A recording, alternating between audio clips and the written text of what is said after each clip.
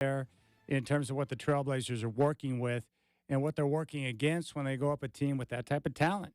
And the Lakers, too much size, too much LeBron, too much D'Angelo Russell, and Anthony Davis able to control the paint. And the Lakers did whatever they wanted to do. Antonio Harvey pointed this out during the course of the postgame show as well, that the Trailblazers, and it's one thing Chauncey Billups has been talking about, but when it comes to cleaning up the mistakes, one of those areas is the live ball turnovers. And tonight, each team turned it over 14 times, but the Lakers were able to convert those 14 Trailblazer turnovers into 23 points, while the Trailblazers only got 15 points off of the Laker 14 turnovers. And that's because of the mistakes, the issues that you have from a young team, the live ball turnovers that result in transition baskets. And tonight, the Lakers had a 35-8 edge in fast break points.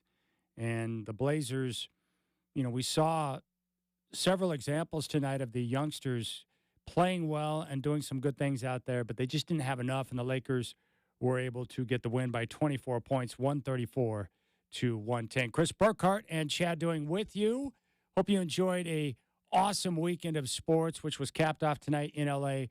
with the Trailblazers and Lakers. We'll get you up to date on everything that happened in the NBA today. Also in the NFL, Championship Sunday is now set, so we're excited about that. The Trailblazers will continue their road trip. They're going to travel now to Oklahoma City and take on the Thunder. That game will be on Tuesday with the tip-off at 5 o'clock. And the last time they were there, as you remember, a 62-point defeat. So we'll see if the Blazers can have a better answer for what the Thunder are going to throw at them on Tuesday.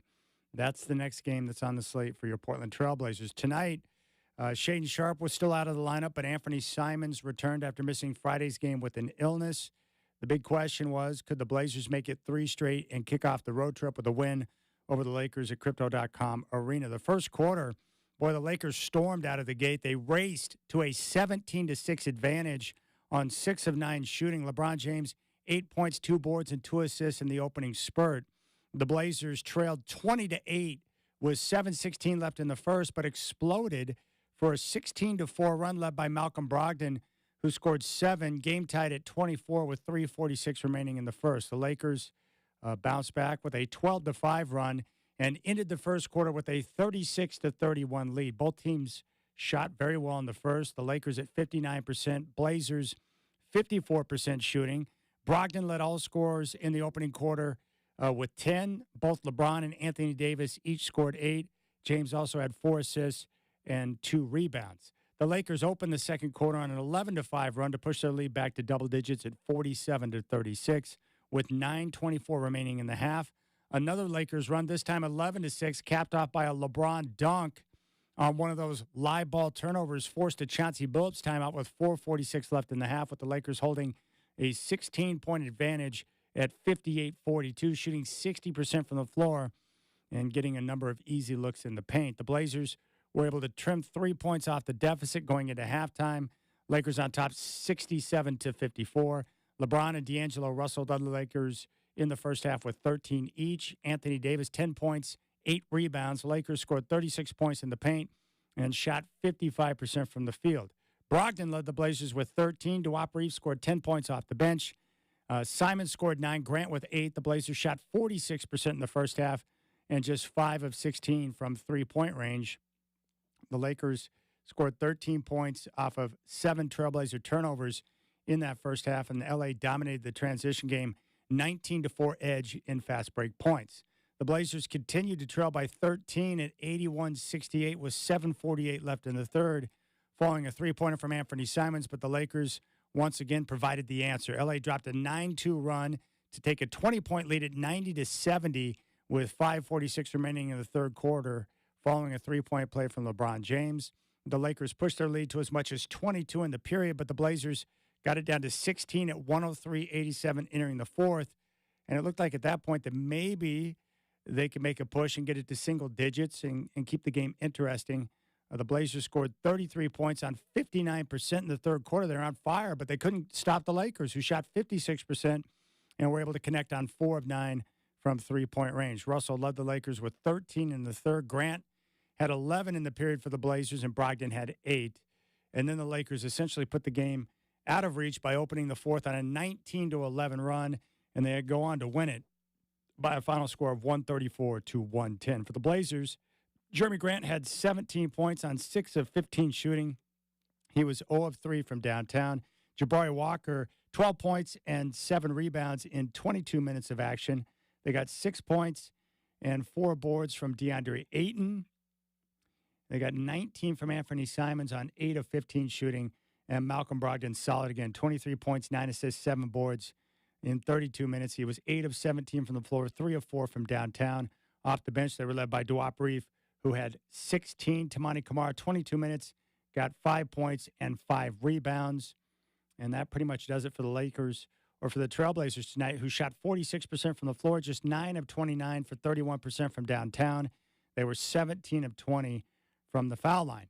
They committed 14 turnovers, as I mentioned, 23 points for the Lakers out those 14 turnovers committed by the Trailblazers. For the Lakers tonight, LeBron James, his usual self, 31 minutes, 8 of 16 shooting, 3 of 8 from downtown, 28 points, 5 boards, 5 assists.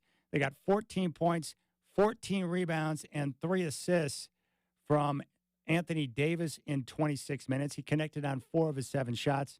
Austin Reeves had 15 points, 4 rebounds on 5 of 10 shooting. He was 3 of 4 from downtown. And D'Angelo Russell was Johnny on the spot tonight in 33 minutes.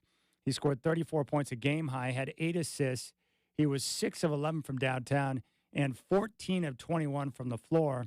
And off the bench, Cam Reddish, the former Trailblazer, with 10 points. The Lakers shot 54%. They were 13 of 33 from distance for 39%. They were 27 of 29 at the foul line. They had a plus 10 advantage on rebounding, 45 to 35. And as I mentioned, they were able to get it done, 60 points in the paint, but the big edge came in transition, 35 to 8 edge for the Lakers in fast break points. And there you have it. The Blazers just not enough tonight, as LeBron and company able to get the job done. And that ended the Blazers' back-to-back wins. And now they will pack it up and head to Oklahoma City. With the loss, the Blazers fall to 12 and 30. We're now past the halfway point of the season. The Lakers improved to 22 and 22. All right, my man Chris Burkhardt is here. And Burkhardt, you and I were talking about this game, and I want your take on it, because the Lakers won it by 24, but it wasn't a game like we saw in Minnesota or Oklahoma City, one of those beat downs where I thought the Blazers played bad. I thought they had stretches of good basketball tonight, but the Lakers really overwhelmed them with the talent gap, namely D'Angelo Russell, LeBron, and Anthony Davis. What'd you see tonight? Yeah, I think I saw some of the same things you did. I mean, in Oklahoma City, those matchups are just bad all around, and unfortunately got one coming right around the corner here. But those games were where you felt like you just took just a massive haymaker and you went back to your corner asking your corner man to throw in the towel, right? Like, I can't go another round. This felt different. I felt that the team was fighting. I liked the energy. I liked a lot of things I saw, as I was telling you. Like, there was some nice cuts by Duop Reese, some good vision by Malcolm Brogdon. You like to see the young guys getting out and moving. Tamani Kamara looked great. There was just a big talent gap between the top end of the Blazers roster and LeBron and Anthony Davis, right? And that top end was able to create a gap that the Blazers just couldn't get out of. But other than that, Chad, there was things I liked. It was just, this was a top end talent thing. And you're right, the loss felt different than Oklahoma City, than Minnesota, and those losses. This was just a weird one. You called it pregame. You're like, well, if LeBron and AD play, it's going to be a little bit of a different game. Yeah, they get to the paint so easy. They get to the foul line with ease, and that's been the big issue for the Trailblazers, is dealing with the size of the Lakers, particularly with LeBron and AD. And the one thing the Lakers do is they get into the painted area, and they'll either score at the rim or they get fouled. They're really good at it. They really are. And so they create mismatch problems. And so I didn't really know what to expect from the Trailblazers tonight. I do like some of the action we saw on offense. I like the movement. 24 assists tonight from the Trailblazers. But to win a game like this, you got to play perfect basketball. They were unable to do that. The turnovers were an issue, and just the ease at which the Lakers were able to score in the paint. And then, they didn't shoot the three ball particularly well, but D'Angelo Russell was a killer tonight. 34, but 6 of 11 from downtown. And when you combine that with the inside play of LeBron and AD, it's just too much. And that absolutely nasty Sports Center top 10 behind the back fake pass dribble back layup thing. I can't even describe it. It was insanity. It was insanity. It was a nasty little move. Yeah, for big guys, LeBron and, of course, Anthony Davis, one of the reasons why I love watching AD play so much is that I haven't seen too many guys at his size because he is a big man, 7 feet, a true center, but yet he's got the guard handle, and he can face up, handle behind the three-point line, and attack off the bounce. He's a unique character at that size. Not too many guys like him. No, not at all, man. It's one of those rarefied air guys. Now, I do like this comment on the YouTube channel, which if you haven't already, go like, share, subscribe, get in on there, get on the chat. But Chris says this was all part of the plan. The Blazers did exactly what they were supposed to do. They made the Lakers think that D'Angelo Russell's worth keeping and not trading. and they're playing the long game here. Well said, Chris. You might be onto something. Yeah, Russell's a frustrating player, I think, probably for LeBron and some of the other guys who are on the team, because when he's on and his offensive game is working well, he's terrific. He's really good when he's on. He's not a great defender, and like a lot of guys in the league, doesn't have a lot of interest on that end of the floor. So there's times where he can, be kind of a sieve defensively. But for a scorer and a guy who can, create for himself, he can post up a little bit. He's got good size. He's a unique player, too. Good offensive player. Oh, yeah, without a doubt. I do like Austin Reeves, too. He's feisty little player. I know LeBron's down with him, but I like Reeves. Got the Oklahoma connection there. I like watching him play. Yeah, he didn't play, but I still like Torian Prince I've said this before, with the greatest post-game interview all time. They out-rebounded you. How did that happen? Well, what happens is you jump up and you grab the basketball, and then you come down with the ball, and that's a rebound, and they were better at that than us. Like, it's the greatest post-game interview. Back when he was at Baylor. It's like, oh, that's how that works. It was so good.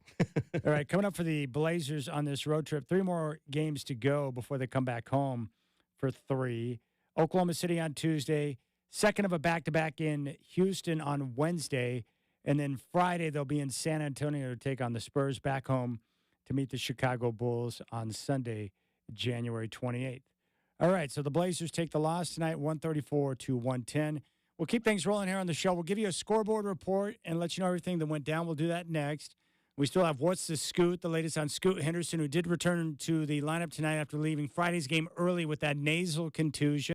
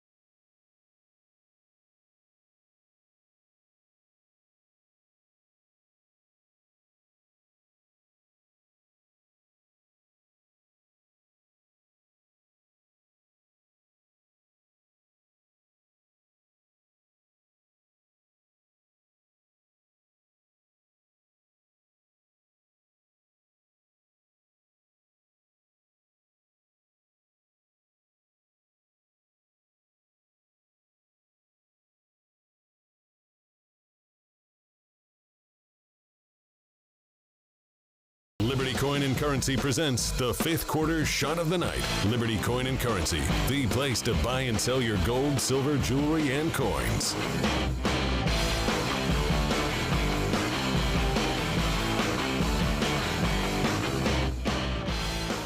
Lakers turn it over on a run out. Tajay Moore, slam dunk with his first ever NBA bucket. Signed to a 10-day contract today. Tajay Moore out of South Haven, Mississippi.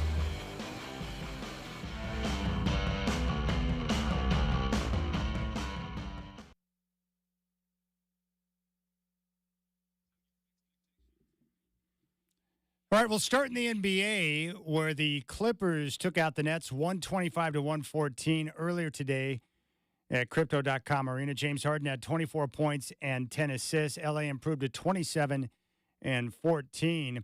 In Orlando, the Magic over the Heat 105-87. Bam Adebayo in the loss, 22 points, 11 rebounds, and 7 assists. The Denver Nuggets go into D.C. and take out the Wizards 113-104. Big day for Jokic, 42 points, 12 rebounds, and 8 assists. In Houston, the Celtics over the Rockets 116-107. Porzingis, 32 points, 6 rebounds, and 5 blocks. Boston improved to an Eastern Conference best 33-10. In Phoenix, the Suns over the Pacers 117-110. Kevin Durant, 40 points, 9 rebounds, and 3 blocks.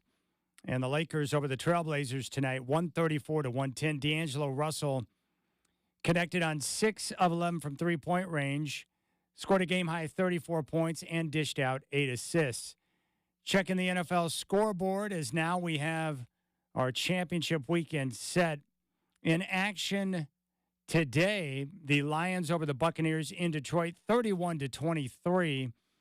The Lions will advance to the NFC Championship game for the first time since 1991. And in Buffalo, the underdog Chiefs upset the Bills 27-24. Patrick Mahomes, 215 yards passing and 2 touchdowns. And Mahomes is now 3-0 against Josh Allen in the postseason. In games yesterday, the Ravens pounded the Texans 34-10. 4 touchdowns total for Lamar Jackson, 2 passing, 2 running. And the 49ers over the Packers, 24-21. Brock Purdy had 252 yards passing and a touchdown. So next weekend, Conference Championship weekend at noon on CBS. The Ravens will host the Chiefs. Lamar Jackson against Patrick Mahomes. Baltimore favored by 3.5. And at 3:30 on Fox, the San Francisco 49ers will host the Detroit Lions. San Francisco is up to a 7-point favorite. So there you go. Championship weekend is set. Chris Burkhardt is happy. And we'll find out next Sunday who's going to be in the Super Bowl on February 11th down in Las Vegas. The Niners are in the Super Bowl. I'm taking the whole Super Bowl week off. There you go. Might as well. Might as well. It's a great time to take off from sports radio. This is a great weekend. I love the divisional round and championship weekend in the NFL is the best. Oh, yeah. And then you sprinkle in a little bit of basketball, some college basketball. You got hockey right now. We're in that wonderful realm where you've got all these different sports going on at the same time. It's the best. Yes. You know what I love about the NFL, though, is the fact that, like, the worst team in the NFL is still a good football team, right? Like, teams get into the playoffs, too, and there's teams that some people will be like, oh, they had no business getting in. The Tampa Bay Buccaneers had to limp in, and it took a win in the final week to get in. And then, I mean, Baker doesn't throw a pick, and they might march down the field. It's a one-score loss. Same with the Packers, who were a 7 seed to the 49ers, man. The talent in the NFL, through the roof. It's the best. As you pointed out, 2 teams played today that you couldn't care less about, the Chiefs and Bills, and yet you were locked in watching the entire game. How many other sports do we do that? To watch and sit and watch an entire game with teams that we don't care about? Not very many. Like basketball. Like I like watching the other night, Celtics Nuggets on TNT, but like I didn't watch it tip to final buzzer. Like I tuned in for a little bit, tuned out, then tuned back in, but football gets you the whole entire time. It does. Yeah. Good job by Rich Burke and Antonio Harvey, who were filling in on the radio side tonight. I didn't like it. I thought I had messed up the whole time. I was like, oh gosh, I forgot to pull highlights because I'm used to every time I hear Rich's voice, I'm used to pulling Hop's highlights. I was like, okay, where's the home run I'm supposed to play when we get to the postgame show? I know. So Rich Burke filling in for Trav, and Travis and Michael on the television broadcast tonight, filling in for Kevin Claver and Lamar Hurd, doing a heck of a job. You got, joking aside, you got to love all the pros around town. The ability to shuffle seats when we need to is kind of awesome. You know, it's funny for a town that apparently no free agents want to come to. There are a lot of ex-Blazers that have chosen to live in the area. Yeah. And they have throughout the years. A lot. Channing Frye still lives around here. I know that. Channing Frye's got a home here. Antonio Harvey still lives in the area. Michael Holton still lives in the area. Jerome Kersey made a home here. A lot of guys. Terry Porter. A lot of guys still making their home around Portland, which is cool. The Blazers take the loss tonight, 134-110. The Lakers' offense just too easy tonight. 60 points in the paint. They shot 54% from the field. And D'Angelo Russell led all scorers with 34 points tonight. 6 of 11 shooting from downtown for Russell. He also dished out 8 assists. And one of the big issues for Portland tonight, the Lakers able to get out and push and get into transition. They outscored the Trailblazers 35-8 in fast break points. And one of the big issues, the live ball turnovers, once again, continuing to bite the Trailblazers when it matters most. 14 turnovers for Portland. The Lakers able to convert that into 23 points. And really, you figured the Lakers, I was curious to see how they might respond after just getting drubbed by the Nets on Friday. Didn't play well. They got hammered. And then they come back out at home tonight, and you could tell right away that they were playing with a little more purpose. They jumped out quick, and they were playing with, an intensity level that you would expect from a team that got embarrassed at home. They had that 17-6 lead early. They were hot early. LeBron was active. The Blazers were down by 12, and we weren't even 5 minutes into the first. And then all of a sudden the Blazers, got right back into it and evened up the game with a 16-4 run. And you thought, okay, the Blazers are here and they're ready to go. But the Lakers, every time the Blazers had a response, the Lakers would come back with another run, and they just continued to answer, and they would do so often in transition. And it was just too much for the Trailblazers to overcome. There were some good individual efforts for the Trailblazers tonight. Big props to Jabari Walker, ultra productive in 22 minutes of action. I like the activity. I like his effort and hustle on the glass. 12 points and 7 rebounds. And Malcolm Brogdon continues to be one of the bright spots for this team. 23 points and 9 assists in 32 minutes of action. And Duop Reif off the bench, 16 points, 4 assists, 3 rebounds, 6 of 9 from the floor. What a discovery he is. And as Chris mentioned, Tamani Kamara tonight, 22 minutes, good effort and energy defensively, and he was flying around out there. So, like I said, it was, good effort from the team tonight, but just overwhelmed by the talent of the Lakers. Can we do a NBA history lesson real quick? Of course. With you, because I just got a call from David in Salem, friend of the show. He's always very complimentary of me whenever I fill in for you, so he might be one of my favorite callers, But he called in and he said something that he's not the only person that has said this out loud to me. And that was, DeAndre Ayton didn't go to that game the other day because he was stuck in the ice. Maybe we should start calling him Iceman. And I said, no way. And he's like, why? It's a really good nickname. I go, we are not disrespecting George Gervin like that. Like, guys, the Iceman, that's a nickname from a long time ago, and there should only ever be one. I love George Gervin, and one of my favorite memories on radio. One time, I got to interview the Iceman and Jerome Kersey at the same time. And what was great was Jerome Kersey in the interview, just to hear how he respected the Iceman. There's only one Iceman in NBA history. It's so George I'm saying. Gervin. So for all of you who keep saying, I get it, it's punny. Get it? Funny, pun, punny.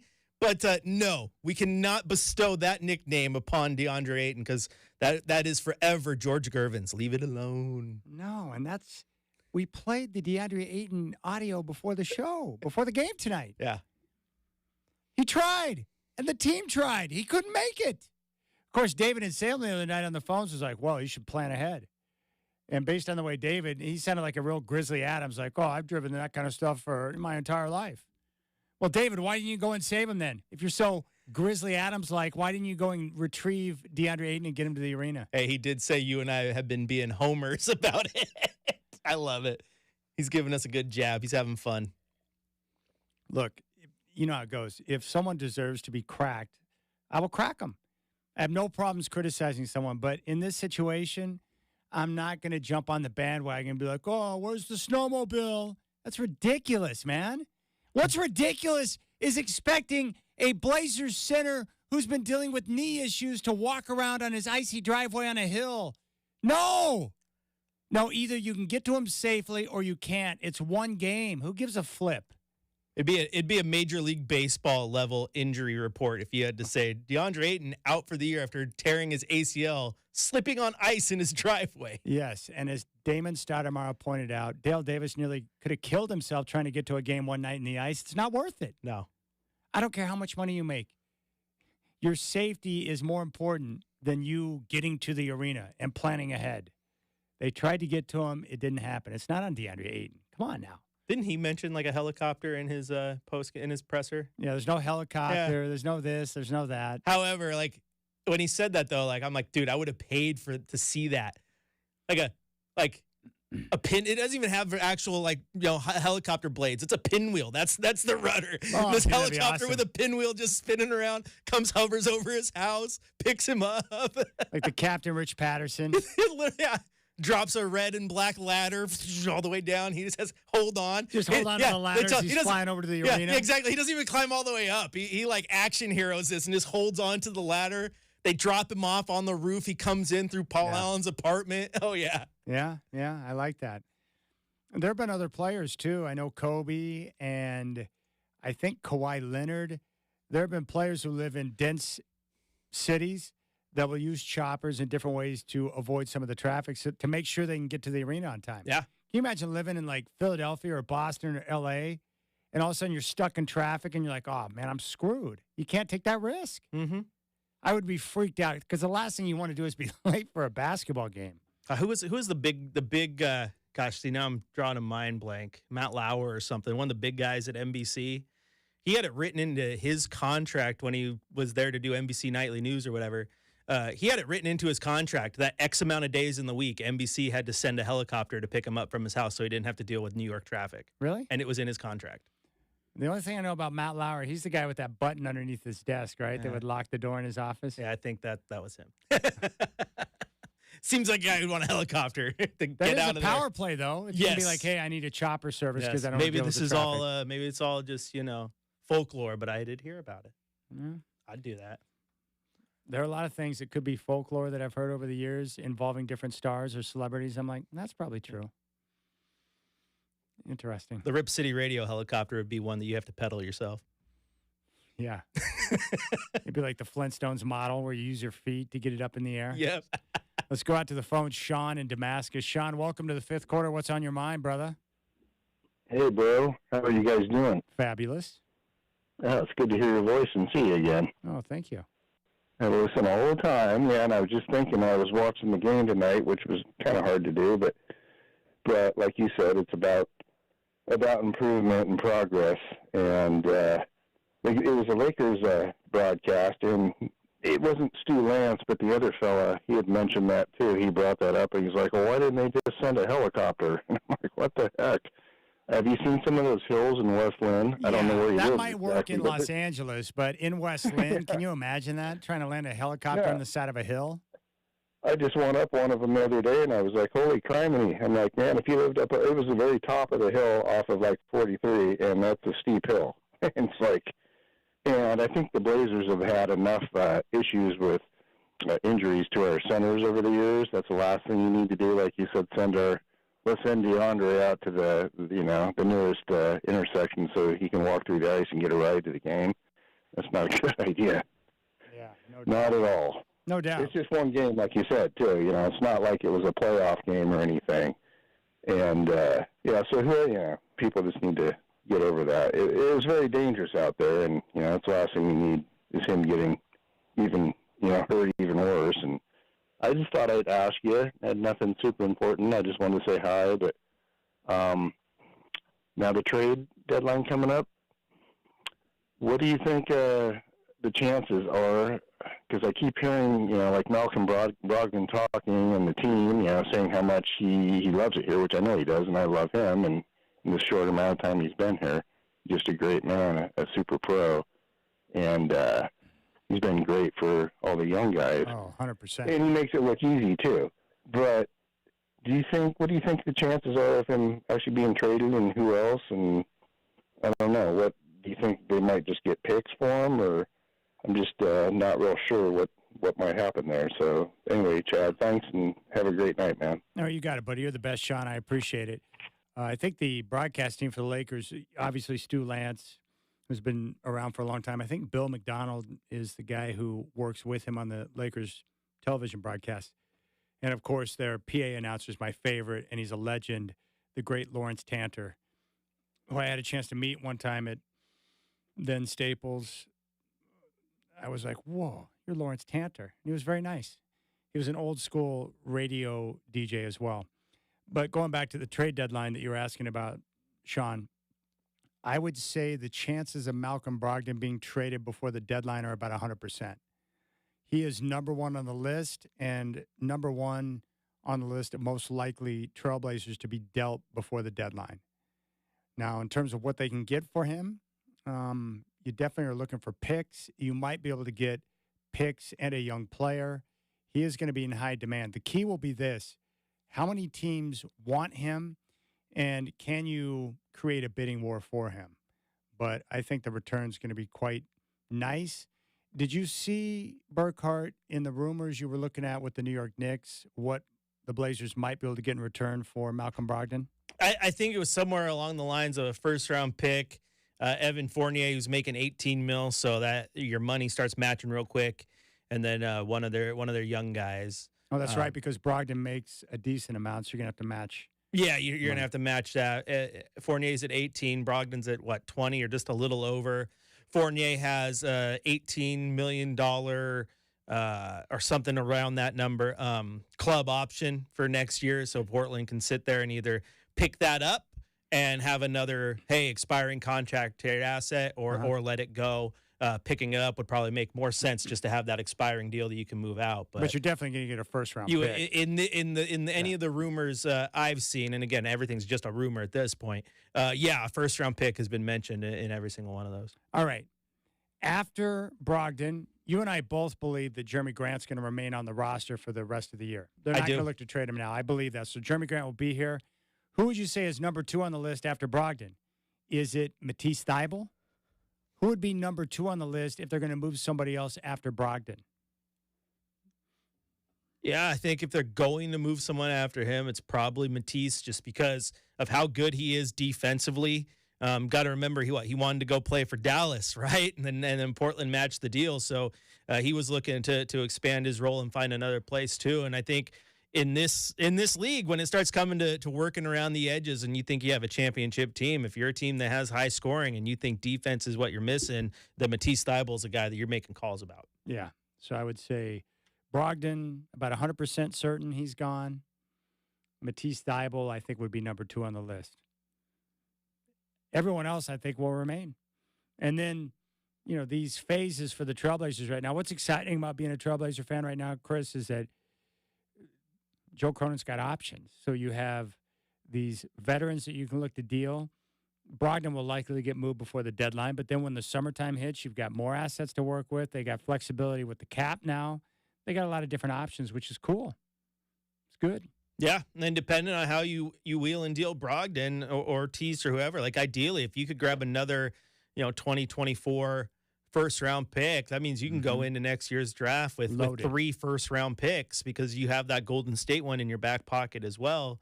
So, yeah, there's some intrigue here, absolutely. All right, we'll keep things rolling here in the fifth quarter. Lakers over the Trailblazers tonight at Crypto.com Arena, 134-110. We'll come back and we'll jump into the coach's corner and hear from Chauncey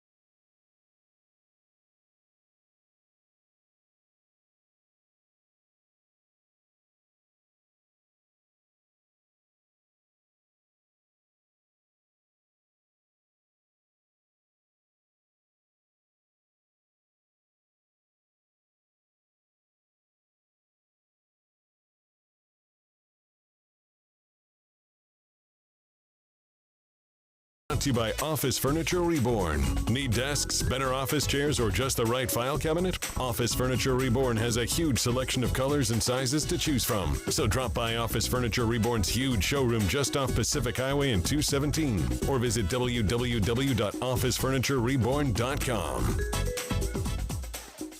All right, Scoot Henderson tonight, and this is going to be part of that adjustment/transition of going back to the bench. He struggled tonight, just 23 minutes of action after leaving Friday's game early with that nasal contusion. He finished the game with 4 points and 2 assists. And part of the issue tonight for the Blazers, they were looking for answers and never found continuity on offense or really got into a flow. And part of that came from the live ball turnovers and the fact that the Lakers just continued to pour it on with their offense. They were getting easy buckets. The Blazers were looking for different answers defensively, and they just never found it in this game and came up short. And that put Scoot Henderson at a disadvantage. So the key for him, now I think the one thing that will be helpful, just like, for Jabari Walker, who's been, inserted into the starting lineup, is just knowing what to expect night in and night out. And for Scoot Henderson now, I think he knows that his role is going to be off the bench. So that adjustment will come in understanding that he's got to be mentally prepared and make sure he has an understanding of what Chauncey Billups and the staff want to accomplish with each game. And then when he gets the call, go out there and make the most of it. The advantage for him now coming off the bench is that he'll get a chance to work against other teams, the opposing team's second lineup, which will give him, I think, a chance in most situations to get off and get into a rhythm. But the key for him is just, getting your body right, your mind right, and be ready when you're called upon. Off the bench is a different role mentally and physically, so he's just got to keep himself ready. And I think the key for him is to continue to grind and practice. And as I mentioned before, just put in the work on the film, make sure you understand what the coaches want. And then for him, just individually, just putting in the work and the time in the gym, working on his shot, working on his pull-up, his catch and shoot, all the different elements of his game that he wants to continue to improve. And then with that, it will continue to slow down for him, and he'll see things happen. The other thing that's going to help Scoot out will be the approaching trade deadline on February 8th. Malcolm Brogdon, we fully expect to be moved, and when that happens, that's going to open up some space in the backcourt, which will allow for more playing time for Scoot and a more clear definition of what that role is going to be. Because right now you've got Ant, Shaden, Brogdon, Scoot. You got too many guards. And that's been an issue here in Portland now for quite some time. But now when Brogdon gets moved out, your starters will be Ant and Shaden, and then Scoot will be that first guy off the bench. And he'll have a very clear role, which I think is going to help him out with an understanding of what he needs to do and what he needs to accomplish. And then we'll just continue to go from there. But like I mentioned before with Scoot, not too concerned about him in terms of, whatever role he needs, because his attitude is good. He works hard. By all accounts, from everyone I know that's been around him, that knows about the day-to-day operations, I mean, this guy's clearly focused on being the best he can be. My biggest concern, of course, is just, the shot making, the scoring, the shooting. Is that something that can continue to consistently improve as time moves along? Because the issue is when he's on the floor, especially in that starting lineup, and one of the reasons why Chauncey Billups made the change is that the defense doesn't respect him because they know he can't make shots. And so they sag off, and that causes the offense to bog down. And your other primary scorers like Ant and Jeremy Grant are seeing more bodies, more people, because when Scoot's on the floor, the defense doesn't have to worry about him. You don't want to be that guy. You don't want to be the guy that the defense doesn't have to worry about it because they don't consider you a threat to score, because they don't think you can make the shot. So Scoot's got to continue to put in the time. It's pretty annoying. But I would say of all, everyone always asks me about Scoot. Burkhardt gets the question all the time too. My biggest concern about Scoot's the same thing today as it was when he came out, when he was drafted.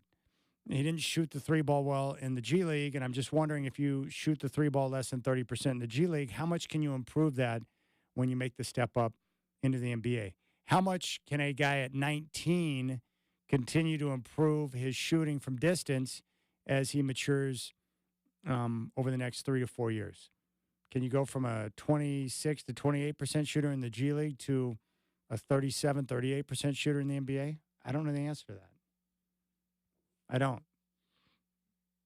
I mean, I've always worked out the assumption that shooters, it's almost like you're born with that, right? Guys who shoot well tend to always shoot well. Like it's a natural skill that they have. And guys that don't shoot well always seem to struggle with that. And then you have the often used example of Jason Kidd. Didn't come into the league as a good shooter, but developed into a decent three-point shooter. So can he be a Jason Kidd type? That's my real concern with Scoot. Nothing else. It's just the shooting.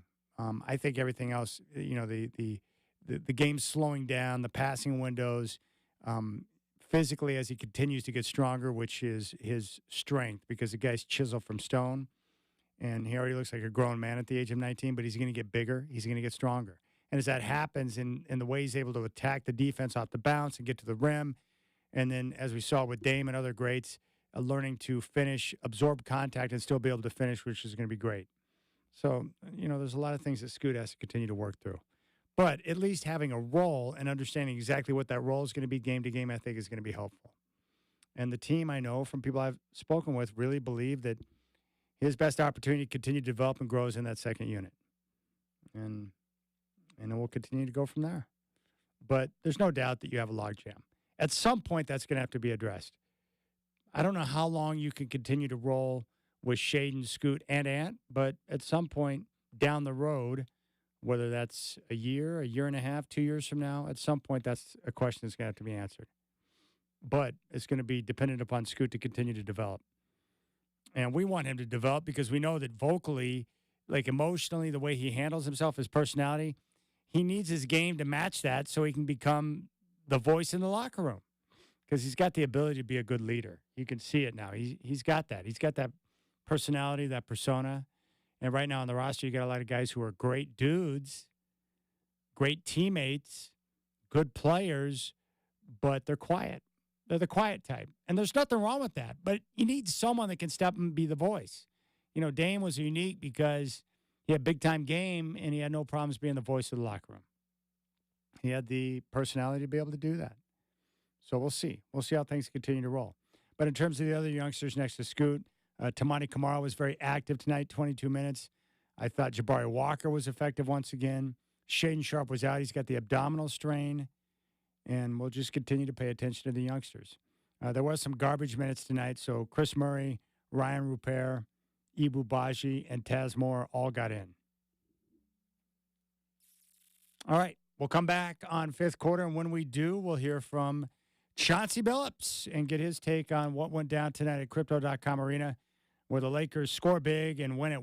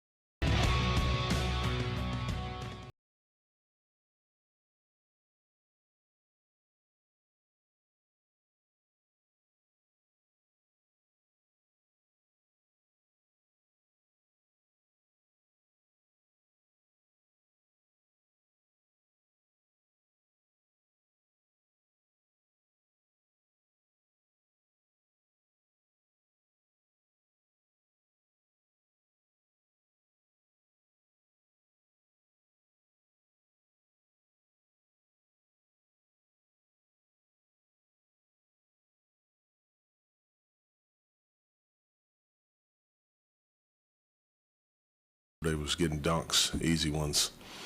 But even before that, I just thought defensively at the start of the game, we didn't show enough resistance. They really got going. And they're a veteran team. If they see something, they're going to keep attacking it, So we didn't, as a group, we just weren't good enough at the start of the game defensively, and that hurt us. In general, Coach, how would you say you guys have done in terms of bringing consistent effort and approach to each game in the last couple weeks, I guess? Well, if you put the couple weeks in there, then we got to go back to that road trip that it makes no sense to even do that, Sure. But since we've been back, I think our effort has been really good. Our intention has been pretty good. Today, I thought our effort was okay, but our attention to detail wasn't, and it just wasn't, our spirit wasn't quite there from the very start of the game, which was kind of uncharacteristic of us. For DA, what do you think can be done to improve the odds of limiting early foul trouble? Yeah, I thought that for sure threw DA's rhythm all the way off, the early fouls. I thought the first foul, bless you, if you're going to take a foul like that, you got to take a foul. It was a touch foul. LeBron James is like a freight train coming downhill. You just tap him on the shoulder and one. That shouldn't happen. But then the second foul and third foul, it's tough to get in a rhythm and to be actually aggressive when you're in foul trouble. I think all players know that. So, we got to be more, we got to pay attention more at the start of the games, and knowing that if you're going to have one or two fouls, you just got to be careful, out there. Or as a coach, I'm saying, I'd rather take you out in foul trouble if you're not going to play with the same type of tenacity, because we're going to be giving up baskets regardless. So I took him out. And even that, he's coming out at a time that you're not used to being out of the game. It just throws your rhythm off, And for DA, who's trying to, he's just kind of getting his feet back under him, and he's trying to find rhythm. That's a tough deal. Coach, what do you feel like you've been getting out of Malcolm since you put him in the starting lineup? Malcolm's been playing great, man. He's been playing great. He doesn't have very many bad nights, We getting scoring out of him. We getting his playmaking out of it. Tonight he gets, 9 assists and 7 rebounds with 23 points. So, he's been awesome, in his minutes and with him starting out there. All right, there's Chauncey Billups. Yeah, it's tough when you play the Lakers. Foul troubles. They get to the foul line so easy, and they took advantage of the Blazer mistakes tonight. LeBron James, 28 points, 5 rebounds, 5 assists. Double-double for Anthony Davis. And D'Angelo Russell went hog wild from three-point range tonight. 6-11, scored a game-high 34 points. All right, where's the sounder, Chris? Yes! I love this. Yes! I have not heard from this man in quite some time, and I can't think of a better time to do it than right now. He should actually probably be calling Bills fans in Buffalo after what happened with the field goal kicker Bass. And by the way, Jason Kelce, I am in awe of Jason Kelce. Shirtless, running around, supporting his brother, and just being a man of the people. Absolute legend. As I jumped out of the suite to start chugging beers in the stands with the and fans. hanging out with the people. He actually picked up a little girl shirtless so she could say hi to Taylor Swift. It's just awesome. Taylor Swift, that poor soul. I know people like to pick on her, but she's sitting there going, what did I get myself into? Because, I just saw my boyfriend's brother shirtless chugging beers and throwing babies at me. Welcome to the family. Welcome to the family. Dude, I love that. He's just being himself. He's awesome. He is great. He's got back hair. He has patches of hair on his back. He is a man of the people. He is a man of the people. I can't believe it. I'm really, truly blown away by Jason Kelce. And I love him more than I did. I thought he was cool, but now I'm like, whoa, this guy's unbelievable. True legend status right there. just hanging out and chilling in Buffalo, shirtless, in a box with Taylor Swift, like the biggest star on the planet. Like, he was living his best life. It was pretty amazing. I love that she's in there. He couldn't care less. He's like, I'm going shirtless. Whatever. People are dogging her, which is dumb. Like, she gets into it every time Kelsey makes a big play. Like, I'm sitting there watching her reactions, watching Kelsey's reactions. I'm like, that suite is a party, man. I'd want to be in that. All right. Dr. Scott is in Salem. I haven't spoken with him in a while. Let's go out and see what's going on with Dr. Scott. Dr. Scott, welcome to the show. Long time no chat. How you doing, my friend, and Happy New Year. Happy New Year to you and all of your friends and everyone you come across in your day-to-day life, and to all of your family too. Well, I appreciate that.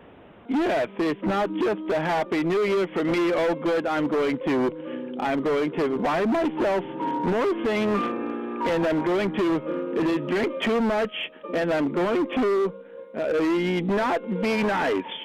What? But it's Happy New Year to everyone. You need to remember that. And I'm Dr. Scott reminding you of that today, and I'm sure you will do just fine with that. All right. Well, Dr. Scott, I do have a question because I know that normally you have questions for me. I don't have any spotters to keep up on you, but I'm just wondering, how have you been doing? How is your practice, and how are your many friends? I cannot make enough appointment slots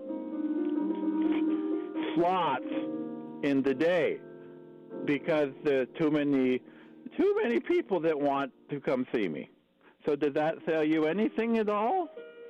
It does. It means that you're... it does, or it does? No, I understand what you're saying. You're very busy because you're a man in demand. I understand that. Yes, and my spotters have told me that I don't understand. Well, I do understand this, because if you knew all some of the whack things I have to deal with, you would think. Dr. Scott has seen almost all of it, and when I have seen it all, then I'm going to just go off. Just a minute. Hold on. I'll be there in about 4 minutes. Make sure the temperature in the water is very nice. Okay. Thank you, Sweet Pea. Thank you, Sweet Pea. I like what you did with your hair there.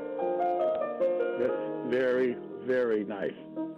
Maybe take a picture or put it in the mirror or something so you can see.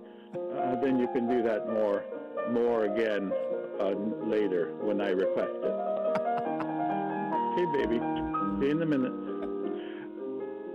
So I've been very busy, and my spotter sent me a note here that said, this man was humiliated by someone he hates and some group of people that he does not like at all. He does not like them at all, and they just spanked his bottom.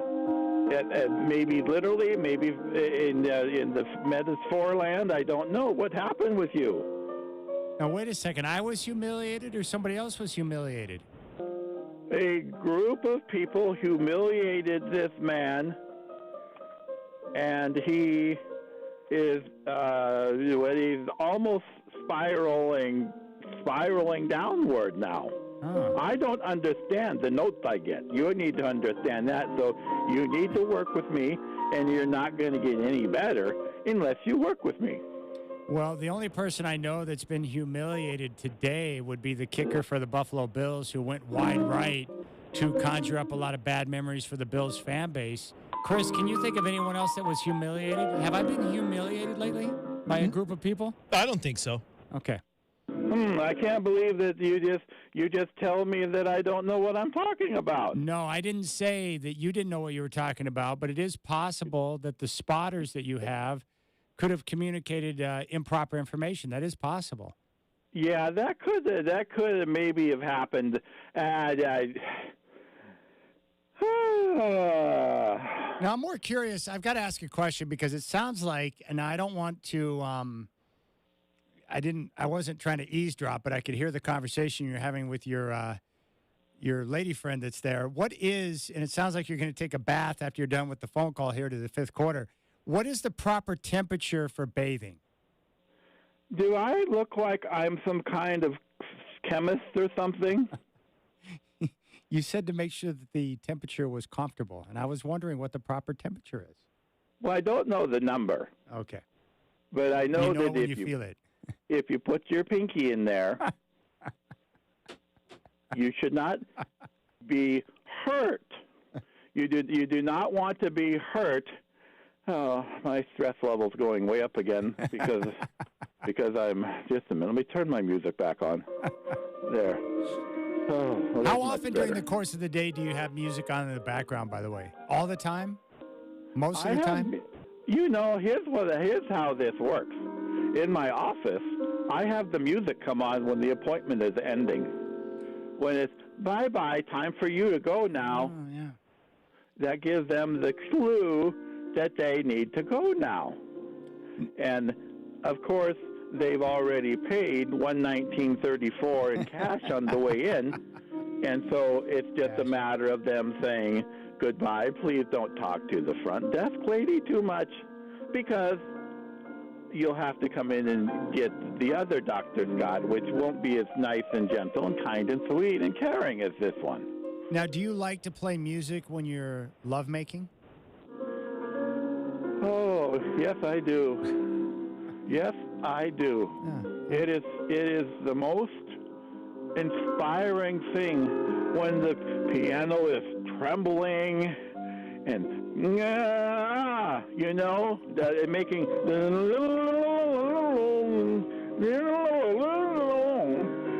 it's very inspirational. Yeah. And it makes you want to fly away with the piano in this case. Now, it might be a group of strings or a group of, I won't say, but it's you got to get in the flow of it all. I do understand what you're talking about. Let me ask you a question. Yes. You asked about how my practice is going. Yes. I have your chart now. They just send it on my phone. Your chart says you have a little fluffy friend. I do. Yes. My wiener dog, my dachshund puppy Shots. He is a very fluffy friend, long-haired dachshund, and he just turned 7 years old, and he's my best friend. Well, that's very nice because you know what? At the encouragement of many people and through careful consideration and after much thought, I am now accepting pets as patients, and I want to help them. A pet psychiatrist. So, yes. Are you laughing? I'm laughing only because I feel like I need to bring Puppy Shots by because Yes. I don't want to sound mean, but I feel like my dog, as wonderful as he is, he may have butterflies for brains. Yes. And $189.46 cash in advance is at the time of the appointment. For the or dog? if you want to get $175.43 in cash 24 hours ahead, that's the best savings that I offer. And I will help Fluffy $14. become more like Fluffy should be, more stable and secure and more fluffy. How's that? More That fluffy. sounds good. More fluffy, less stubborn, and maybe listen to a few commands occasionally. That'd be nice. I have a note here. My spotters have reached out to me again. What'd they say? The man you were speaking with was humiliated by the Laker. Is that a... Yes. The Lakers did humiliate the Portland Trailblazers tonight at the hands of D'Angelo Russell and LeBron James. And this brings up a very good point because maybe you can help the fan base in general, including myself, where the Blazers, Dr. Scott, are 12-30, meaning they're not a very good basketball team this year, and they're in the first year of a full rebuild. And I think people are having a difficult time focusing on the development of the youngsters and accepting the fact that they're going to lose a lot of basketball games in the process. Let me say this. when I look for youngsters, they're 22, 23, 24 maybe. Mm-hmm. The development has already happened, so I don't know what they're doing there. I do not quite understand the question. What about the ones who are 19? Oh, well, then that's another story. There could be a more mentorship and more development that is needed, and it probably isn't going to happen by itself unless they eat a lot of fruits, and a lot of vegetables. Do you like vegetables? I do like vegetables. In fact, that's good advice I'll give to Scoot Henderson. Eat fruits and vegetables. Lots of them. Did I say eat? I said a lot. A lot. Yes. Like one flat of cucumbers every day. Well, yes. That's a lot. And there will be, the metabolism will speed up, but development will speed up too. Okay. And that will be a very good thing. I like it. A flat of cucumbers. Well, my friend, I have two special friends here today, and they don't like this music. Well, it's time for you to go make some music of your own. Leonard Skinner to put on there. And so I'm going to put Leonard Skinner on, and I'm going to go enjoy. Yes. Yes. Well, you Right enjoy now. that, Dr. Scott. Have a wonderful night, my friend. The bath is warm. I got to go. This is Dr. Scott in Salem, Oregon, saying farewell, all my friends. I bid you adieu. Good night. Good night. I could go for... It doesn't matter what your name is! I could go for a warm bath right now. I think there really are pet psychiatrists, though. Maybe. People like to invest in their pets, their furry friends. I'm going to look that up. I think there really are. Pet psychics. Maybe if I just spend a day with Jason Kelsey, I'll be all fixed. That guy's awesome, man. Are there pet? You know what I found out yesterday? I learned something new yesterday. What's that? That horses' teeth continue to grow and that you have to file them down. I was literally blown away. I was like, nah, that can't be true. Sure enough, it is. They don't stop growing. Well, there you go. I learned that from Dr. Pohl. Not Dr. Scott? Not Dr. Scott, no. Okay, let's see here. A pet psychiatrist is an animal behavior professional that specializes in solving problem behaviors in animals like dogs and cats. They consider environmental, social, and biological factors that can contribute to behaviors like aggression, hyperactivity, fearfulness, excessive urination, and anxiety. So basically, puppy shots in a nutshell. And that Caesar Milan, the dude from the dog show, is it the Dog Whisperer or whatever? Yes. Incredible. Let's see here. Let's go back out to the phone lines. Line 1, who we got here? Hey, it's H-Chan. You're answering the phones there now? I answer the phones. I do a little bit of everything, Ralphie. Is this Ralph the landscaper from East Amity, the one and only? Yeah, well, I didn't know that you were still working. I've just called. I was watching it on the YouTube there, and I don't know. That thing's behind, isn't it? I don't know. I think the YouTube, there's probably a bit of a delay. It's kind of like when you watch games, or like I was watching a football game yesterday through a stream, and I had to be careful by watching the ticker online because it was ahead of the stream that I was watching. It was like about a 2-minute delay. Yeah, all right. Well, so anyway, I don't really have a whole lot to tell you. There's one thing I wanted to tell you, but it just while I remember here, I didn't have one of my assistants with me to write it down, and I didn't feel like writing it down because I'd look stupid. I was in a Walmart the other day. Yes, listening to Walmart radio.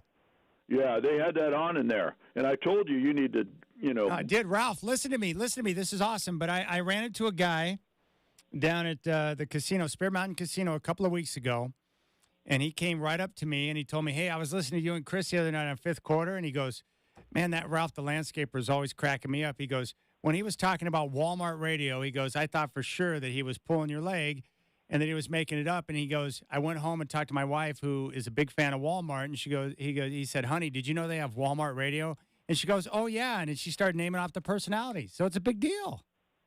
Yeah, I tried to, I wish I could have gotten you in on the ground floor even earlier, but I think you're still, when people have never heard of it and yet they go into the Walmart, I think you're still off to a good position to get in now. I went in there. Here's what I meant to tell you, Chan. I went in there a couple weeks ago. I haven't talked to you in a while, but I went in there and they said in the deal there with the speakers, it said, hey, this is, well, let me do it better. Let me try it. He said, hey, this is Peter from Walmart store 2843 in Marketsville, Arkansas. I want to say hi to my associates, and I want to say hi to everybody I work with, and I hope we're going to be productive today and take care of the company and take care of our families. This is Jason Peter. Thank you, and keep enjoying Walmart radio. So Chan, it's not just some dumb thing where they play records on there.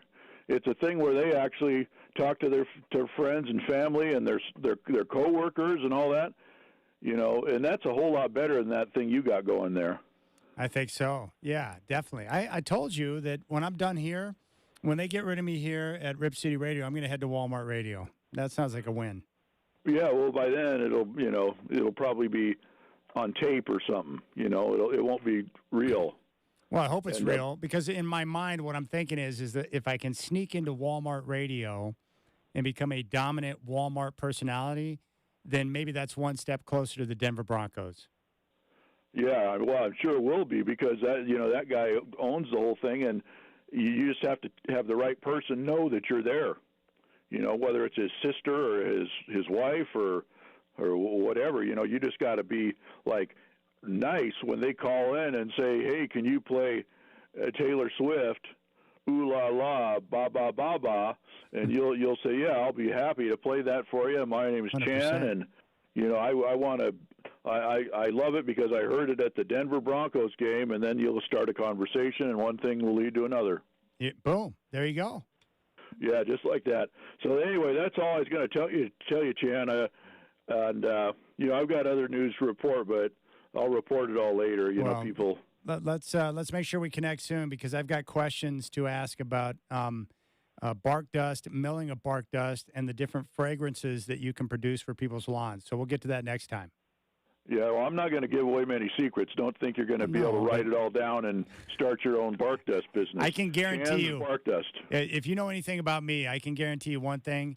I will never be milling my own bark dust between now and the day that I'm 6 feet under. It's not going to happen. I can't build stuff. I can't make stuff. I definitely can't mill bark dust like you, Ralphie.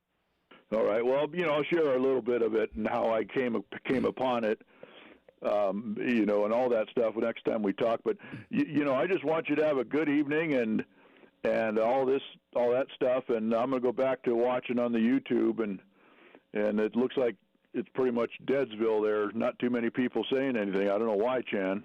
I'm not sure why. I don't know. Probably because the team got their butt kicked, huh? That could have something to do with it, yes. Wins tend to produce happiness. Losses tend to produce apathy. You know how it goes. It is what it is. Yeah. All right, well, you have a good-looking night, Chan, okay? All right, you're the man. There's Ralph the Landscaper, East Amity. I just got this picture. We were talking about my neighbor that had the snowblower in Vancouver, Washington, where you don't need a snowblower? Well, Dr. Mike, who listens to the show, big Blazer fan, he's now living out, I think, somewhere in the Gorge. He's east of here. His snowblower broke down, and so he got a tractor. Look at that. Scooping up big chunks of snow. That's a big one. That's manly right there. Snowblower broke down. Womp, womp. I mean, you're pushing some snow through there. If you bust down your blower and you got to go tractor, you're getting busy out there. There you go. Well, I didn't hear any. I Chauncey must not have been too frustrated with the loss tonight because I didn't get into the disgusted verbal pause that.